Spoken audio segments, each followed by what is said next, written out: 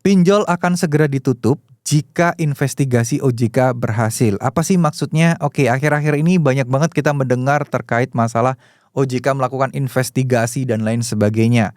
Ya, terhadap pinjol-pinjol yang mana kriterianya tidak memenuhi minimum syarat dari OJK. Ya, artinya apa sih investigasi dan lain sebagainya ini? Apakah ini akan ditutup? Dan gimana nasib nasabah yang gagal bayar tersebut? Oke, sebenarnya OJK itu bukan bahasanya investigasi ya, tapi kayak memeriksa dan mengontrol dan mengawasi gitu ya teman-teman ya. Ketika masalah-masalah nasabah galbay yang banyak banget dan pinjol itu malah cash flow-nya berantakan, yang gagal bayar itu banyak banget, nah udah otomatis dia akan mendapatkan pengawasan dari OJK. Artinya secara laporan keuangan dan SOP mereka untuk mencairkan dana ini udah nggak sesuai nih, ini ada yang nggak beres nih, seperti itu. Contoh ya. Terus ada lagi yang mana syarat minimum ekuitas yang harus mereka punya harus sekian miliar.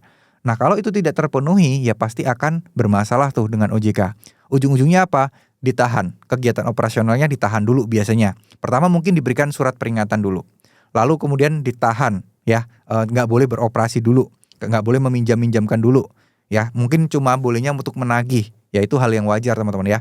Lalu kalau misalnya ini nggak bekerja dan masih pinjolnya ini masih belum sesuai dengan kriteria, ujung-ujungnya adalah ya pinjol ini akan apa ya, bisa dianggap dicabut.